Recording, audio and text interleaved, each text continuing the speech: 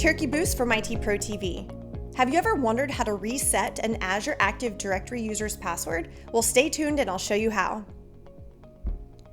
Here we are in the Azure Portal. I'm logged in as the Global Administrator. On the left-hand side, I'll select Azure Active Directory. From there, I'll select Users. From the Users pane, I'll find my desired user. Here, we'll select Miss Angie. From this page, I'm going to select Reset Password. On the right-hand pane, we have some information just letting us know we need to select this Reset Password button. Here, I can zoom in. You can see the generated password that I've been given. I can copy and paste that and send that to her. And now her password has been reset. That's it.